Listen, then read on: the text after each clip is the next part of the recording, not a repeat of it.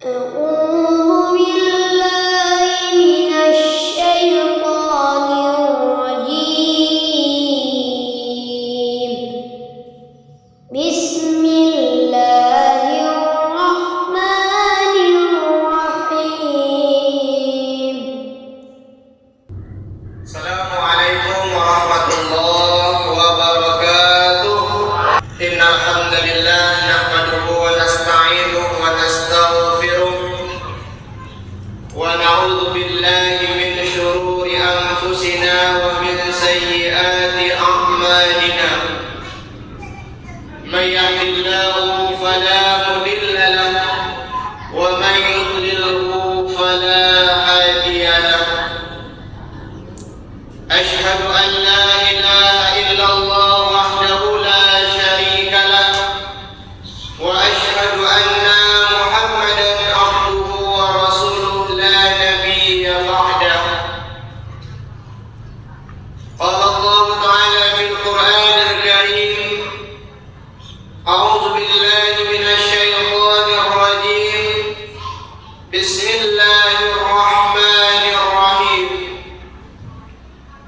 وإذا سألك عبادي أني فإني قريب أجيب الدعوة الداء إذا دعان فليستجيبوا لي وليؤمنوا بي لعلهم يرشدون. صدق الله العظيم. Puji dan syukur marilah senantiasa sama-sama kita haturkan kehadirat Allah Subhanahu wa taala. Kalau kita lihat Bapak Ibu kaum muslimin, dalam rentan waktu 3 hari ini Allah sangat menguji kita dengan rahmat Beliau. Diuji kita dengan rahmat hujan yang selalu turun setiap sorenya, bahkan hari ini sampai waktu Isya pun masih diturunkan rahmat oleh Allah Subhanahu wa taala. Di sana Allah melihat siapa hamba-hambanya yang sesuai dengan firman-Nya yang dipanggil dalam surat Al-Baqarah ayat 183 tersebut. Karena orang-orang yang berimanlah yang mampu menahan rasa dingin, melawan hujan deras semata-mata untuk beribadah kepada Allah. Selanjutnya salawat dan salam marilah senantiasa kita sampaikan kepada junjungan kita yang yakni baginda Nabi Muhammad sallallahu alaihi wasallam. Allahumma salli ala Muhammad wa ala ali Muhammad. Judulnya penyebab doa tidak diijabah oleh Allah Subhanahu wa taala.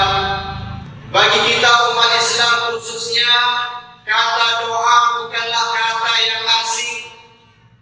Bahkan setiap waktu kita sering berdoa kepada Allah Subhanahu wa taala.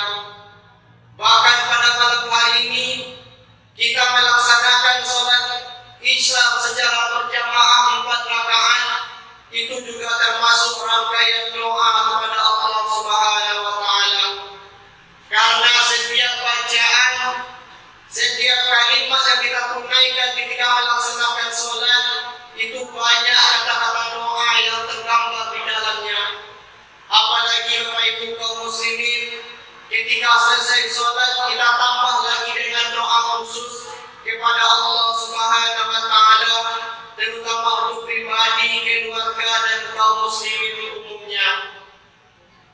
Dari itu Bapak Ibu kaum muslimin, ketika kita umat Islam sering berdoa kepada Allah Subhanahu wa taala, kadang doa-doa yang tersampaikan kepada Allah ada yang cepat diijabah oleh Allah, bahkan ada yang ditunda untuk diijabah oleh Allah Subhanahu wa taala. Setidaknya Bapak Ibu kaum muslimin, dalam sebuah riwayat kita baca bahwasanya ada seorang ulama besar bernama Imam Al-Faqih Abu Lais. Beliau hidup dan berada di kota Basrah. Imam Al-Faqih Abu Lais ini adalah ulama besar, imam besar Dikala Imam Al-Faqih Abu Lais berjalan-jalan di kota Basrah, beliau dijumpailah oleh beberapa orang sahabat di kala itu. Orang-orang tadi menanyakan kepada sang imam, "Wahai imam, kami ingin menanyakan perihal Al-Quran yang sampai hari ini masih kami ketahui isi dari Al-Quran tersebut. Karena imam di dalam Al-Quran Allah katakan, Udu'uni astajib lakum. Berdoalah kepadaku, memintalah kepadaku, niscaya akan aku ijabah doa tersebut. Begitulah Al-Quran mengatakan imam. Tetapi yang menjadi pertanyaan kami hari ini, sudah berhari-hari, berminggu-minggu, berbulan-bulan, bahkan bertahun-tahun kami berdoa, sampai hari ini doa kami tidak diijabah oleh Allah Subhanahu wa Ta'ala. Orang-orang tadi mengatakan kepada Imam Al-Faqih, apakah doa kami yang tidak cocok atau ayat Al-Quran yang kurang tepat untuk kami amalkan? Imam Al-Faqih Abu Lais tersenyum mendengarkan pertanyaan dari saudara-saudara beliau. Dikala itu beliau mengatakan, wahai saudara-saudaraku, bukan ayat Al-Quran yang salah, bukan juga doa saudara yang salah, tapi yang menyebabkan doa saudara tidak diijabah oleh Allah disebabkan karena hati saudara dalam keadaan mati. Mungkin Bapak Ibu kaum muslimin kita bayangkan, ketika jasad yang kuat, badan yang kekal, kaki yang kuat melangkah, dikatakan orang kita hati mati, itu diibaratkan oleh para ulama seperti bangkai yang berjalan. Jadi kalau ada awak mati Bapak Ibu kaum muslimin, sedangkan badan awak masih kuat, masih kekal, baik rajo kamal pun mampu, tapi hatinya mati, itu diistilahkan oleh ulama seperti bangkai yang berjalan. Jadi Bapak Ibu kaum muslimin, Imam Al-Faqih mengatakan penyebab doa tidak diijabah oleh Allah Subhanahu wa Ta'ala disebabkan karena hati mati.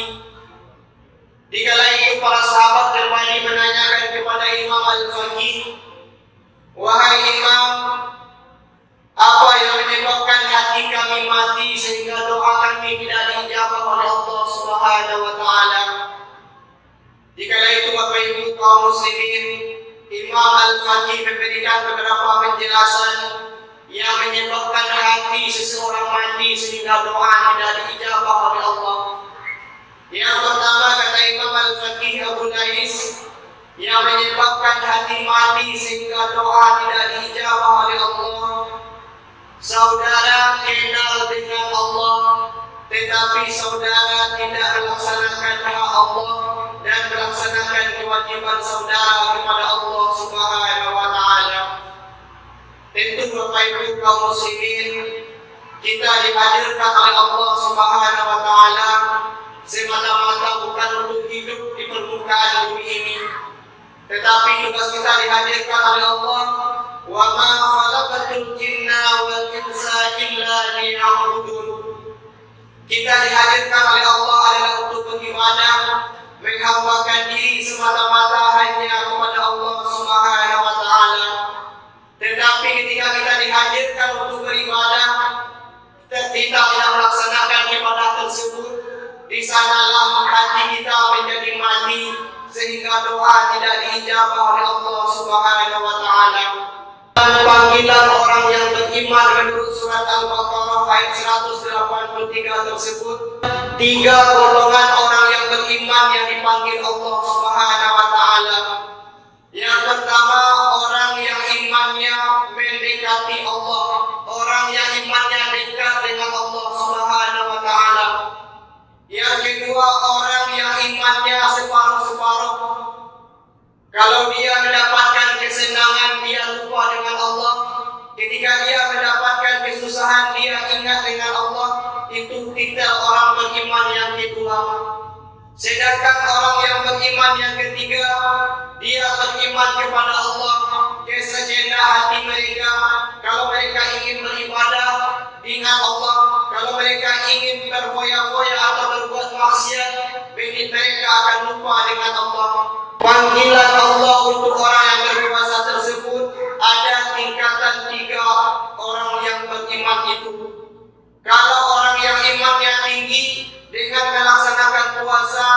imannya semakin kuat.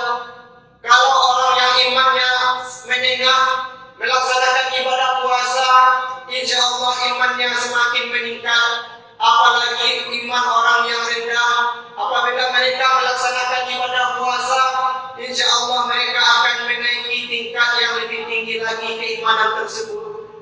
Dikatakan oleh Imam Al-Faqih Abu Lais, orang yang kenal dengan Allah tetapi tidak melaksanakan perintah Allah Subhanahu wa taala.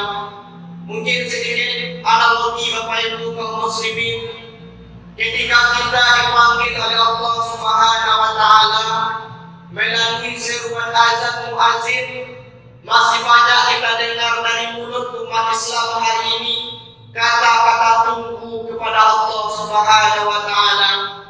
Apa contohnya Bapak Ibu kaum muslimin? Bahkan kami sendiri mengalami ketika di bangku pendidikan, di bangku kuliah, terdengar suara azan, apa yang dikatakan guru atau dosen, tunggu orang sedang azan. Begitu juga seorang saudagar atau pedagang, terdengar suara azan, tunggu sebentar orang sedang azan. Begitu juga hal lain, pekerjaan lain, kita sering mengatakan kalimat tunggu kepada Allah Subhanahu wa taala. Maka tak mustahil rasanya Bapak Ibu, ketika kita berdoa hari ini kepada Allah, mungkin juga Allah katakan kalimat tunggu kepada kita semua. Tunggu doa saudara belum aku ijabah. Jadi kembali kita introspeksi Bapak Ibu kaum muslimin, yang menyebabkan hati kita mati. Kita yakin dengan Allah Subhanahu wa taala, tapi hak Allah tidak kita tunaikan. Yang kedua Bapak Ibu kaum muslimin, yang menyebabkan hati itu mati sehingga doa tidak diijabah oleh Allah. Saudara kenal dengan Rasulullah SAW, tetapi saudara tidak melaksanakan sunnah Rasul itu sendiri. Kita yang berada di kota Padang ini mungkin tidak banyak kita mendengar orang-orang yang ingkar sunnah, tapi di negeri Mekah, di negeri Madinah, Arab Saudi, masih banyak orang-orang yang ingkar terhadap sunnah Rasulullah. Mereka mengatakan sunnah Rasul itu adalah perbuatan yang diada-adakan oleh Rasul tanpa bimbingan wahyu. Kita sebagai umat Nabi Muhammad, Bapak Ibu kaum muslimin, yakin dengan sunnah itu dan kita laksanakan sunnah itu dengan sebaik-baiknya. Mungkin sebagai contoh kecil Bapak Ibu kaum muslimin, yang hari ini kita umat Islam kadang telah melalaikan sunnah Rasulullah. Apa itu contohnya Bapak Ibu? Ketika Rasulullah SAW mengajarkan melalui sunnah beliau, ketika kita makan dan minum disuruh atau diajarkan oleh baginda Rasul dengan duduk dan memakai tangan kanan. Tapi hari ini kita lihat Bapak Ibu kaum muslimin, umat Islam sudah mulai meniru kehidupan orang-orang barat.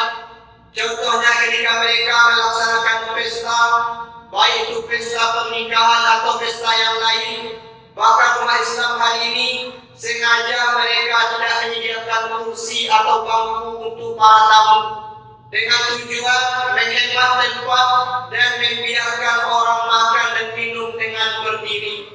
Itu mungkin salah satu bentuk sunnah kecil yang kadang kita tidak lakukan, bahkan kita lalai untuk melaksanakannya. Apalagi sunnah-sunnah Rasul yang lain yang besar yang seharusnya kita laksanakan, bahkan tidak pernah kita lakukan. Jadi Bapak Ibu kaum muslimin, kita yang tidak mau melaksanakan sunnah Rasul termasuk golongan yang hatinya mati sehingga doa tidak diijabah oleh Allah Subhanahu wa taala. Dan yang terakhir Bapak Ibu kaum muslimin, yang menyebabkan hati mati sehingga doa tidak diijabah Allah, yaitu saudara kenal dengan Al-Quran. Saudara mengatakan Al-Quran itu adalah hudan nas, tapi saudara tidak membaca, bahkan tidak mau mengamalkan Al-Quran itu sendiri. Kita yakin Bapak Ibu kaum muslimin, Al-Quran yang diturunkan melalui perantara malaikat Jibril ini merupakan petunjuk bagi semua umat. Kenapa dikatakan petunjuk bagi semua umat? Karena Al-Quran ini adalah penyempurna kitab-kitab sebelumnya. Tugas kita hari ini Bapak Ibu kaum muslimin, jangan sampai Al-Quran ini kita jadikan pajangan di rumah tangga kita masing-masing. Kenapa kita katakan demikian Bapak Ibu kaum muslimin? Kadang hari ini kita melihat umat Islam mereka bangga ketika Al-Qurannya masih awet, masih mulus di lemari dibandingkan dengan Al-Quran yang hancur ketika mereka membacanya. Kadang hari ini kita umat Islam banyak yang membuka Al-Quran ketika terjadi kejadian-kejadian penting. Kita baru membuka Al-Quran ketika ada kematian di rumah kita. Kita baru membuka Al-Quran ketika memasuki bulan suci Ramadan. Kita membuka Al-Quran ketika ingin menikahkan anak. Mungkin juga Bapak Ibu sering mendengar teori supaya kita bisa khatam Al-Quran dalam 1 bulan, yaitu dengan membaca 1 hari 1 juz. Kalau kita lihat lembarnya lebih kurang 20 lembar, kita bagi 5 waktu sholat, maka lebih kurang 4 lembar kita baca setiap waktu sholat. Insya Allah kita khatam dalam jangka waktu 1 bulan. Jangan sampai Bapak Ibu kaum muslimin kita meninggal dunia, hidup 60 bahkan 70 tahun, tapi tidak pernah sekalipun khatam Al-Quran. Kita masih mengaku umat Islam. Jadi Bapak Ibu kaum muslimin, dari 3 penyebab hati mati sehingga doa tidak dijabah oleh Allah, mari sama-sama kembali kita introspeksi diri, termasuk kami yang menyampaikan. Karena kita semua tidak ada yang sempurna. Kita adalah manusia-manusia dhaif, manusia-manusia lemah di mata Allah Subhanahu wa taala. Yang terpenting mau kita perbaiki diri, memuhasabah diri, dan selalu istiqomah dalam beribadah kepada Allah Subhanahu wa taala. Mudah-mudahan Bapak Ibu, kajian yang kita sampaikan ini ada manfaat dan hikmah yang bisa kita ambil, dan bagi kami yang menyampaikan menjadi amal ibadah. Kebenaran datangnya dari Allah Subhanahu wa taala, semua kekhilafan dan kekurangan datangnya dari diri kami yang menyampaikan. Kepada Allah kita mohon ampun, astaghfirullahaladzim. Kepada Bapak Ibu semua kami mohon maaf. Billahi taufiq wal hidayah. Assalamualaikum warahmatullahi wabarakatuh.